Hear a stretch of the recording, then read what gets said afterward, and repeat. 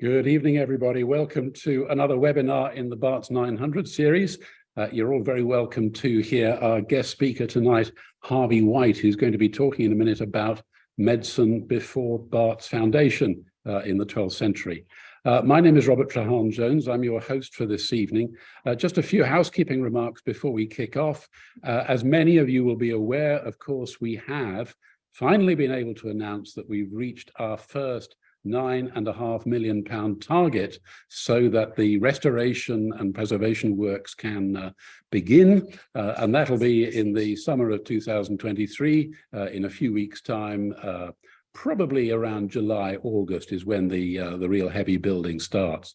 But don't forget, of course, there is still a long way to go. We still need plenty of fuel in the tank. So do please continue your donations. Do please continue to pass us your contacts for wealthy donors and charitable organizations that have been so helpful to us in gaining that first initial tranche of £9.5 million. As far as more recent news is concerned, many of you will have seen the recent news about the fantastic cartographic cartoon, can I call it, that Adam Dant has produced as part of the Barts 900 celebrations. He's called it 900 Stories in one cartoon.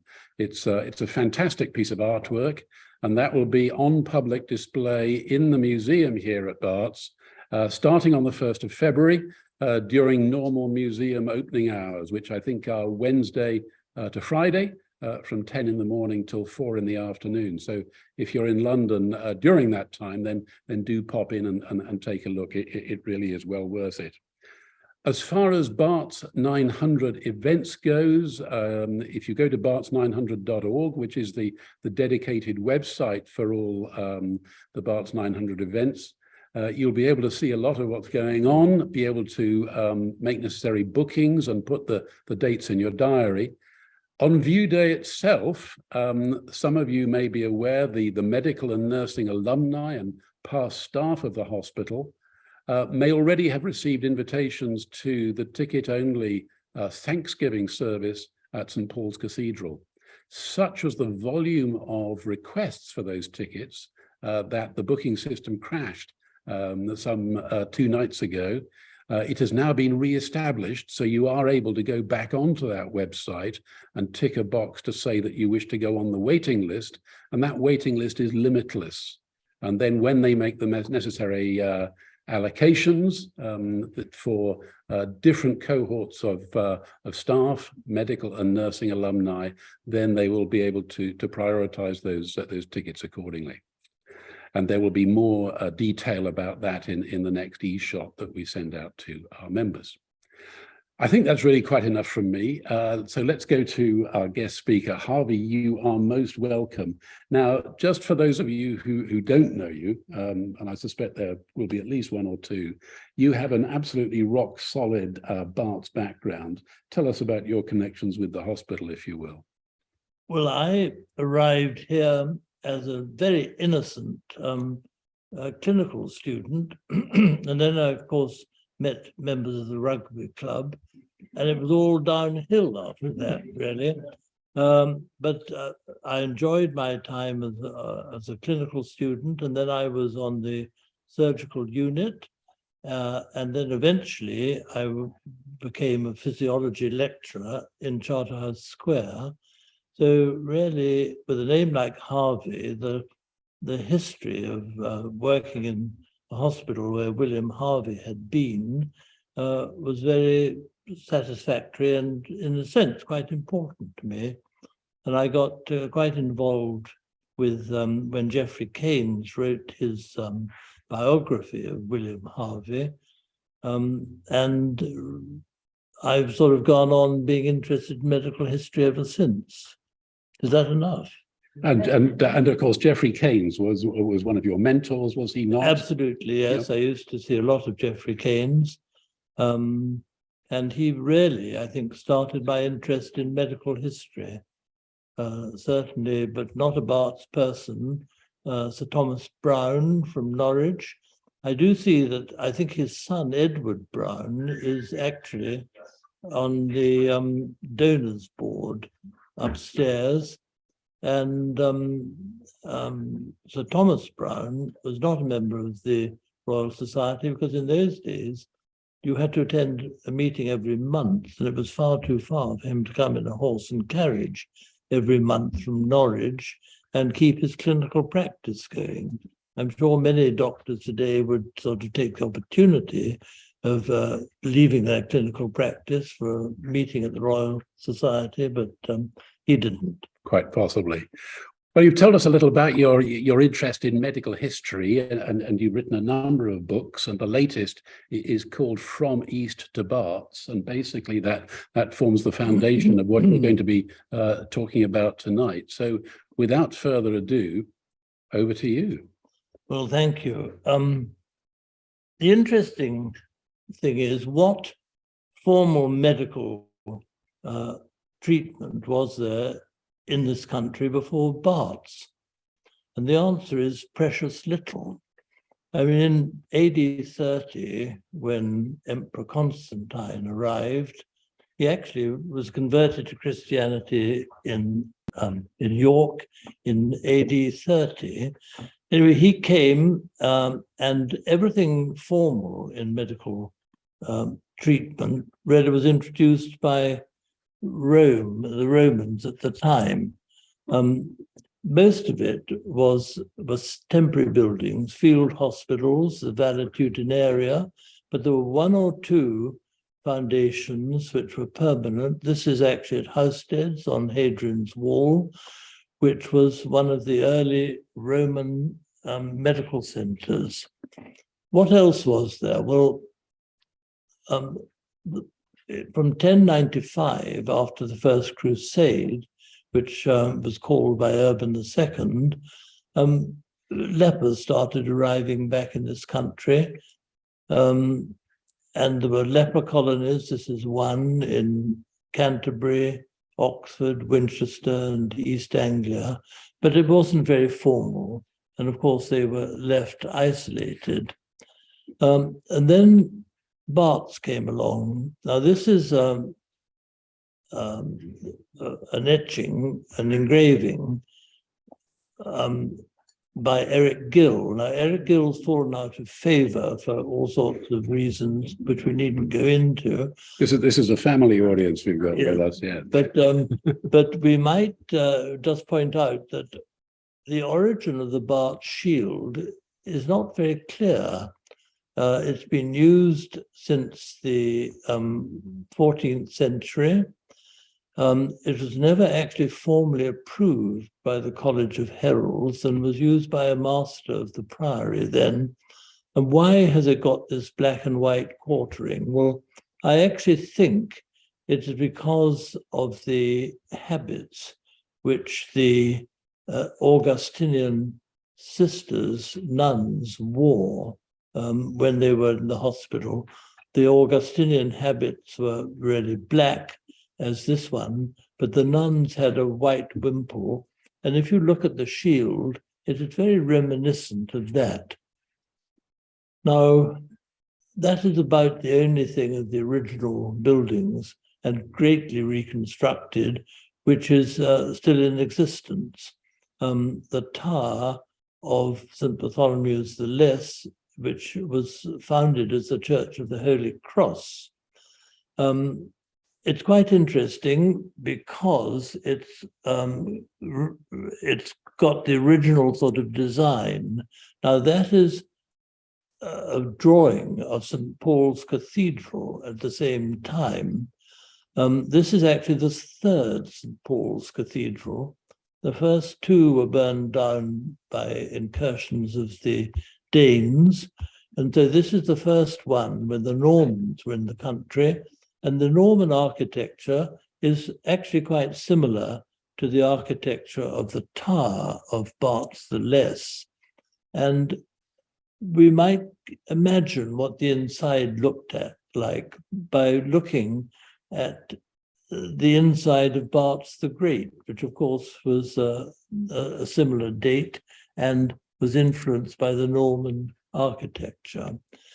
But the interesting thing is, I mean, proud as we are of Barts, excited by the 900th anniversary, being quite rightly recognized. The interesting thing is what happened before. Now, as I've said, there's very little happened in England apart from the Romans. When the Romans left to defend in 40 AD, to defend Rome against the attacks of the Goths and the Visigoths, we went back into the Dark Ages in a sense. Now, if you look at this map, 14th century map, if we work from right to left, that's from east to west, you can see how far medicine had to migrate, because medicine really started in China, the first records. Japan in this map is represented just by one island offshore. And it took another few hundred years before Japan had any medical records at all. But China, Tibet did. And the migration was slow over centuries across countries, cultures, civilizations, conflicts, and of course, meeting up with all sorts of obstacles like organized religion. But medicine migrated from the right of the map through really India and into the Sassanid Empire, which we'll come to, and then met up with all of those ancient cultures around the Aegean, Rome, Italy, Greece, and of course Egypt, along the coast of North Africa, and was actually then funneled across the Straits of Gibraltar into Spain. And that's a sort of interrupted in a sense then, and then the story I'll take up after the Arabs left Spain, when Rahere actually met up with medicine in Rome, but we'll come to that in due course. I think you've skipped one. So it started in the Romantic East, that's Tibet and China, and the first records really were the Yellow Emperor, a mythical emperor about 2,500 years BC, who did a wonderful book, was created in China, the Book of the Yellow Emperor, and this is a page from it. And the book was simply questions, clinical questions and clinical answers. And that is really the starting point of medical records at that time. And as I've said, interestingly, it took hundreds of years to get across the seascape to Japan. It had a long journey going west, migrating west. This is rocky terrain in northern India with a Buddhist monastery. And you can imagine that once medical practices were adopted in places like this, it took a rather long time for people to come and alter them or find out what was going on. And this is a Vedic manuscript from a monastery in that part of the world. And it slowly went on the migration west. All migrations are really from the west. You migrate towards the setting sun, as was pointed out by Sir Barry Cunliffe in his book about the sea and migrations. And everything then ended up in the Sassanid Empire, shown here in a rather wonderful salmon pink, reminds one of the Garrick with a sort of green lettuce leaf of Arabia down there. Anyway, focus on the Sassanid Empire, and that was the receptor of all the trade, and a lot of the medicine and intellect from the East. Now, it was the most remarkable place. In the Sassanid Empire, of course, the Zoroastrian religion started, the first monotheistic religion, with the judgment between right and wrong after death. And they had a lot of medical records there, which we'll come to in a moment. But the interesting thing is that during the centuries that it took to migrate from the East to here, although we perhaps have been unaware of it, there were codes of practice for medicine developed all along the route, including in the Sassanid Empire. This is an example of a fire temple, and I'm just going to give you one or two examples of the places which contributed to the medical, what I call it, it's like the cauldron of modern medicine, a bit like the witch's cauldron of in Macbeth, where you get a bit of medicine from the East and a bit of medicine from the West and a bit of medicine from the South. And all at this time comes together in the Sassanid Empire.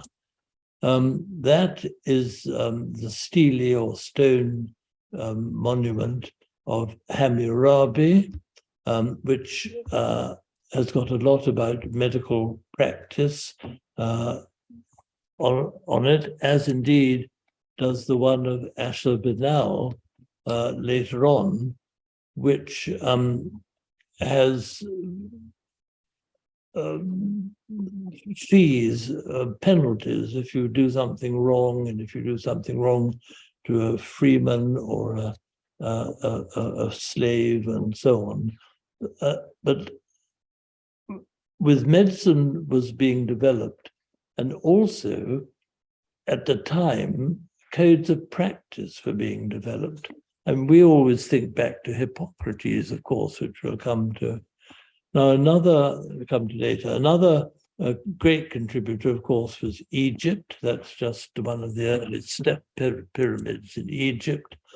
And there is the Edwin Smith's papyrus, which records quite a lot of medical facts. And indeed, on the temples, I think this is at Komombo, there is a ritual circumcision being undertaken. Greece, of course, contributed a lot. A lot of holistic medicine came from Greece. That just is setting the picture of the Tholos at Delphi. But on the vase of Sosia, you can see Patroclus spoons being bound, and it shows you there was quite an objective interest in medical treatment, which was also recorded either in on pottery or recorded on temple walls. And here is some medical instruments from Mycenae and Greek influence 2,000 years earlier. And of course, that is a picture of the Asclepius at Kos. Your faithful hand is making some interesting noises under the table, just for the benefit of our online audience. Yes, I think I don't know why she's seeking. She's nesting, I think. Okay, that's good to know. And this is Constantinople, the Golden Horn. Now I show that because of the enormous input from Greece via Nestorius, because in 341 at the Council of Ephesus, Nestorius who was Patriarch of Constantinople, was declared a heretic. It was really semantics about the Trinity and was Christ the Son of God or the Son of Mary and so on. Could you just tell us a little bit more about the Council of Ephesus? Because it really was the ecclesiastical G7 of its time, I suppose, is one way of describing yes, it. It was all fixed, of course, because the Patriarch of Alexandria and Philippi and Ephesus, so they were all sort of vying for superiority. When Nestorius was appointed, he said he was going to clear all the heretics out of the area in Asia Minor. However, in doing so, he crossed the boundary, which annoyed the Patriarch of Ephesus. So they had this council. In fact, it was all fixed. They had it before his great supporter could come from Antioch, and the bags of gold were passed around, and he was declared a heretic.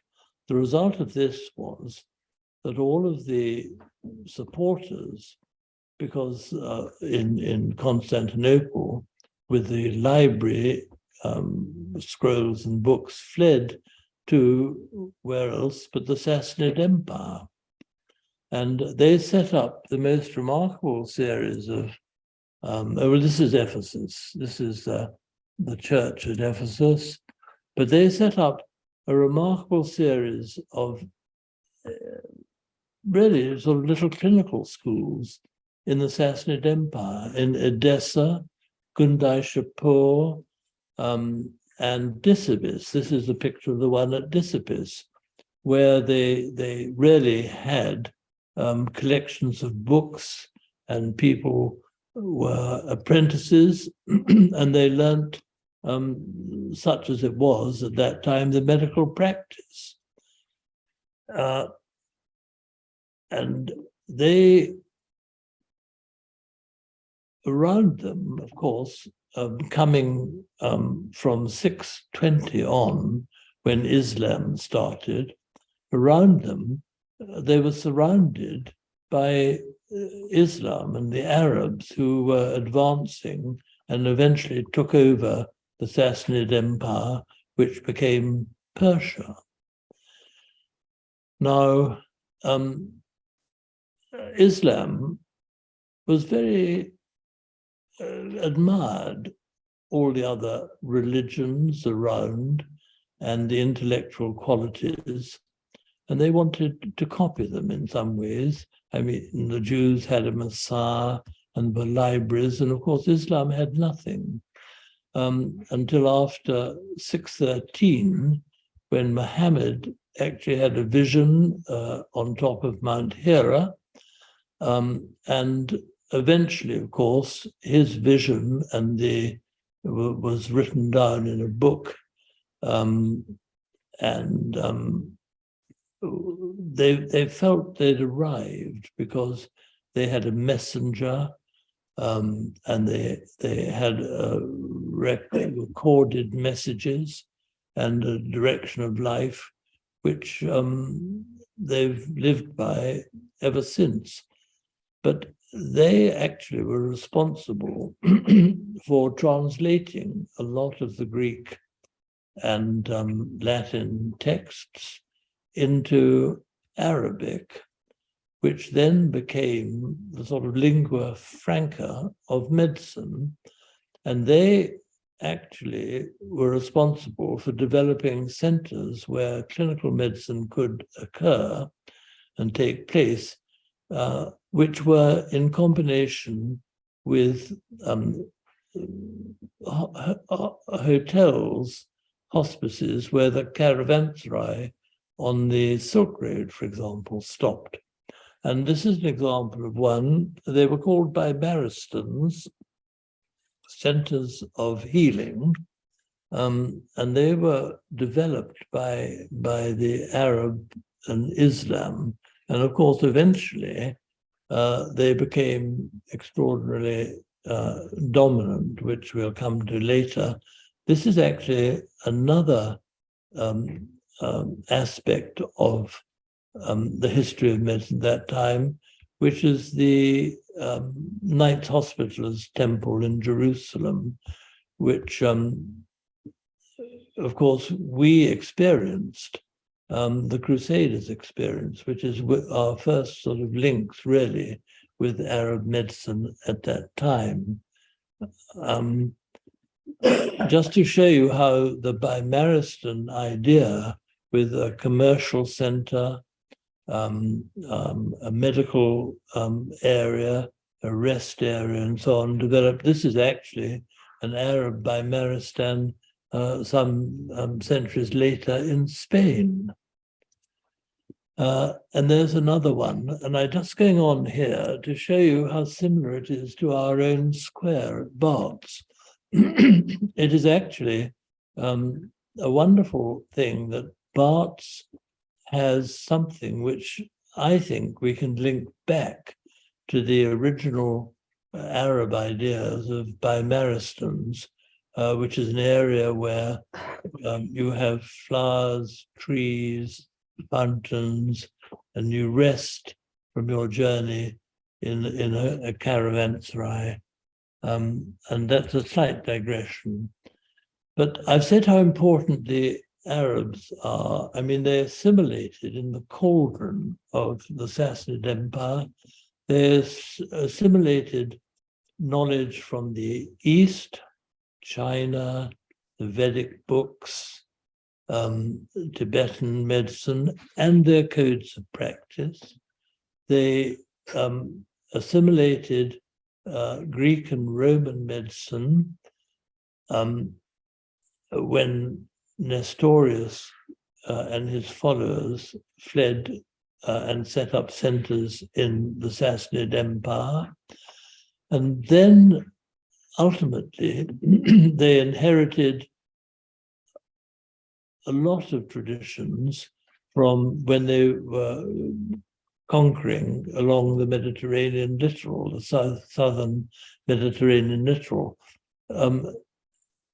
They had Egyptian medicine, of the very ancient medicine. I showed you a pyramid earlier. And they also had the medicine as it had developed during the Ptolemaic period later, which was, of course, linked with Greece.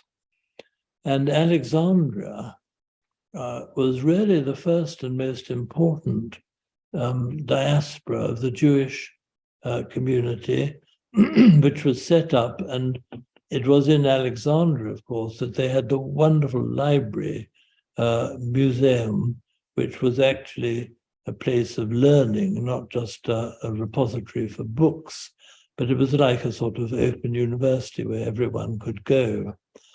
And the Arabs in Damascus in the Golden Period under Rashid Harun, of course, began not only developed practices which they had inherited from the Sassanid Empire cauldron, as it were, but they also developed specialization within medicine, where you had female hospitals, for example, where you had hospitals for the elderly. And they also had a practice of outreach, where you went to see people and brought them into a medical central community. But that's not really fully appreciated, I don't think, by people. They did, when they were conquering the southern shores of the Mediterranean, they actually, all of the green is the area where the Arab conquests reached.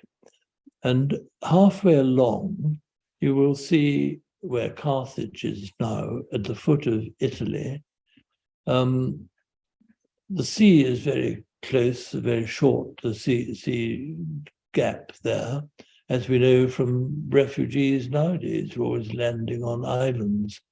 And of course, there was quite a lot of communion between what is now Carthage, the nearest point there, and southern Italy, which accounts for why Salerno was founded with Arab doctors in southern Italy. And so Arab ideas, not just Arab, but the ideas from China, the Vedic, the Indian, all of it, the Zoroastrians, began to filter up Italy. And then the Arabs went on and eventually arrived at the end of the promontory, as it were, the Atlas Mountains, the Atlantic next stop, couldn't do any more.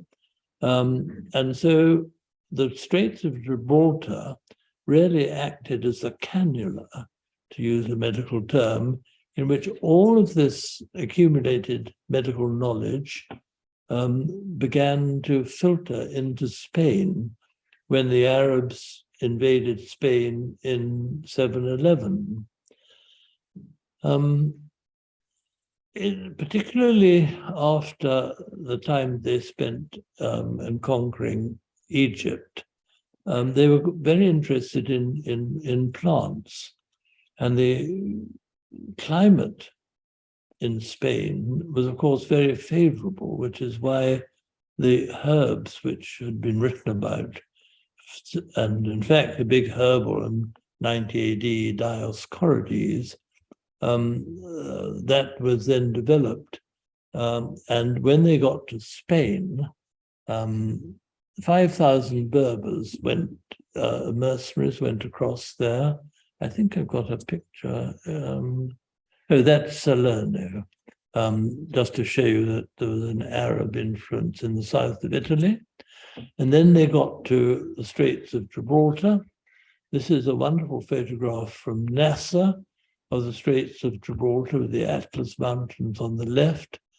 And so they crossed into Gibraltar, and the 5,000 mercenaries who they got from the Berbers in the mountainous regions of the Atlas Mountains stayed in and colonized Andalusia in Spain, and the main Arab push went further north and finished at Toledo. This is just an indication of when they were in Spain, how they were preparing herbal medicines. And this is actually from the herbal of Dioscorides, 90 AD, from Alexandria. And the main Arabs pushed further north, and they were finally sort of halted really at Toledo, which became the interface between the Arab culture with all of the received medical wealth of the rest of the world, and Northern Europe. And of course, that was the sort of battle line that was drawn up. Now, the Arabs were conquering so fast that they left, and they much respected the intellectual Jewish communities they found on the way. They're conquering so fast that they left them there to continue with their civil administration and intellectual activities. And very often the Jewish communities regarded it as liberation by the Arabs, because they'd been rather oppressed, for example, by the Northern European and French. So they were delighted, and enormous effort was put in under Alfonso X to translate the Arab texts. And this happened in Toledo. Here's one of the texts being translated, or not being translated. But so it was there that the interface occurred, and the Reconquista, the pushing the Arabs out of Spain, started almost immediately. They'd got there, and most of the Arabs, of course, went back across the Straits of Gibraltar to North Africa and filtered along back to their home. But some of them went by land back eastwards, colonizing places like Montpellier and Rome and Padua as they were returning eastwards, which is really accounts for the prominence of those particular universities, because they had this terrific influence. Now, we're very proud of Barts, but I've got to tell you that the Hotel Dieu in Paris here, not the original building, we've still got some of our original building, but the Hotel Dieu in Paris is 200 or 300 years older than Barts. And that's really because they were had the Arab influence, and they'd come in contact with the world medicine much earlier than we had. So we then get to what I will call the final common path, which is how did we get medicine? I mean, we dipped our toe into the water at the Crusades, for example, when we had leprosy introduced, and we dipped our toe into the water when the Romans came, and we saw how they organized themselves with field hospitals.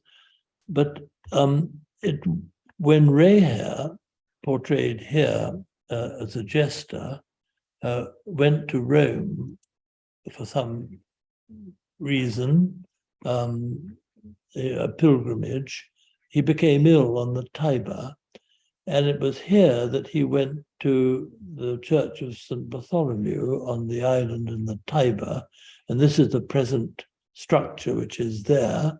It's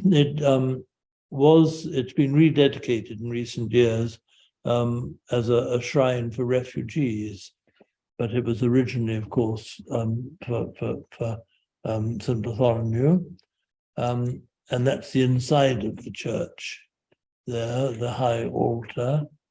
And that's where he went. Now, the medicine in Rome was much more advanced than it was here, which Rahere realized. And so when he came back, and this is obviously much later, but just illustrates Smithfield, when he came back, he decided to set up to replicate what he'd found in Rome.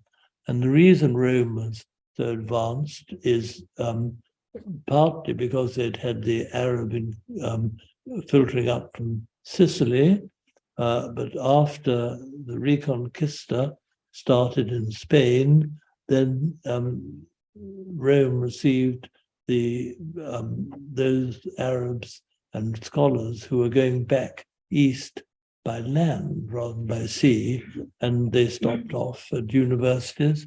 Do we have any idea the sort of malady that he suffered, or what sort of intervention the Romans? I don't know. There is a story that he had a vision, and I think most of it is speculative, but I don't know. There were all sorts of maladies around, of course, then, like even malaria in warm, ill-drained places. We even had it in England. But it was there, and eventually, of course, the story is that Barts continued, which is something we're all very proud of, and that's just one more picture of the square. Now, that's a picture taken of the comet Neowise a couple of years ago by a neighbor of mine as it passes over Stonehenge. And that was 3,700 years ago. So it's just gone over 2 years ago, and it won't appear again for another 3,000 years. And it's interesting to speculate that when it first came over, medicine hadn't started, even really in China. As it went over a couple of years ago, we're probably halfway through our natural cycle on this planet. And when it goes over next, will there be any medicine? Will there be Barts? I hope there'll be Barts, but it'll all be different. Thank you. Thank you very much, Harvey. That's great. Okay, we can take a few questions now, if you will. And let's just check online. I should have mentioned, I'm so sorry, if you do want to ask a question out there, do please use the Q&A button that you'll find either at the top or bottom of your screen, and we'll pick it up at this end. But happy to take questions here in the room. If you do have a question, could you, once you've said your question, could you wait a moment and I'll repeat it for the benefit of our online audience, and then Harvey can answer. So please, open to the room. Good question. So the question is, during these 1,200 years of practice, have we actually seen, I suppose one might call it evidence base of improved mortality, or is it simply a matter of tucking people up and making them feel good about things rather than any proven remedies? The answer is really we don't know. I imagine it's just making people comfortable. Of course, I've really been talking about the passage of medical knowledge rather than getting involved in, but it's interesting this. I've just had to write a foreword or a first chapter to a book called Person-Centered Medicine, which Springers are publishing next year, actually in the States. And I've read quite a bit about care in Neanderthal communities. It's quite interesting how originally they were very caring, and one person looked after an ill person, and they had little caring communities in a way that sadly we don't have in that way now. But I imagine, and Arabs, of course, started, the Greeks really started observation-based medicine and seeing what worked and what didn't work. And the Arabs did develop that. But I was really talking about the passage of medical knowledge rather than getting involved in the nitty-gritty of clinical treatment. I've sidestepped that. We've got a question online now. Could you tell us a little bit more about the Mycenae instruments? Could they be made of bronze at this time? And interestingly, the questioner himself lives in Mycenae Road. The ones in Italy, Pompeii, and where's the other place? They were bronze, and they've lasted better. The Mycenae ones weren't bronze, as far as I know. And let's take another question from the room, please. You mentioned the herbal of Dioscorides. Yes. Is it okay to just a bit more about that? Well, it was if I can just repeat it, so could you tell us a bit more about the herbal of Dioscorides? Yes, it was a herbal in 90 AD of about 1,000 plants and roots and simples, so they became to be called when they were collected in later ages. There were about 1,000 of them. They were all listed. I showed you a picture, an illustration of one page, and it was they were very carefully documented. But in a way, the interesting thing from my point of view is not the content of it, but the fact that when the Arabs got to Spain, the herbal of Dioscorides was very important, and the climate was very important to the production of the herbs. And it became so important that at the University of Alcalá in Madrid, and also in Barcelona, they had departments of pharmacology, and the first department of professor of pharmacology was in Barcelona. And it's extraordinary that when Columbus brought back plants after his expedition in 1492, there was already an infrastructure of pharmacological departments that could work on them. So much so that the motto of the Spanish royal family was the two pillars of Hercules, the Straits of Gibraltar, and their motto was Ne plus ultra, there is nothing beyond. And very cleverly, after Columbus had come back from the New World and got all these plants, which were studied in the university in both Madrid and Barcelona, they said, whatever can we do about our motto? And they simply cut off ne, not, and their motto, as it remains today, is plus ultra, there is more beyond. And so that's a sort of interesting little aside to Dioscorides plants. But the important thing that really, from my point of view, is the first professor of pharmacology was actually in Barcelona. So it all sort of ties in, A, with the Arab invasion and colonization, and then B, with the New World plants coming. Because, of course, medicine in South America or in Australia, of course, didn't contribute to medicine in this country before Barts. Another online question here, not specifically related to the subject matter, but interesting nevertheless. The viewer wants to know if there are any specific memorials for Bart's personalities at the hospital. They saw a memorial to Paget and some others in Barts the Less a few years ago. Wondered if there were many more, because obviously there have been so many distinguished personalities at the hospital over the last 900 years.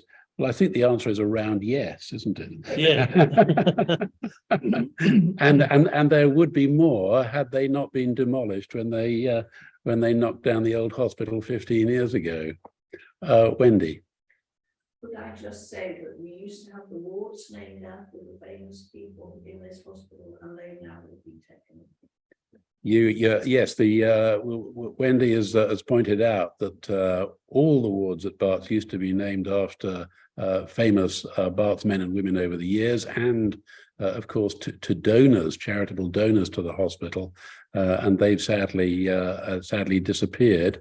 Although I think I can say that because we have found so much interest as part of the 900th year in these historic names, that I've managed to get hold of a book that was originally written by Geoffrey Yeo, who was the hospital archivist back in the day, and we've added some other names and descriptions to that text, and so we're hoping to get that little volume out again in some shape or form over the course of the next few months. And I have just given you a volume in the books I've just left, the Barts books. You have, thank you for reminding me. Which is a pamphlet of the wards and why they're named.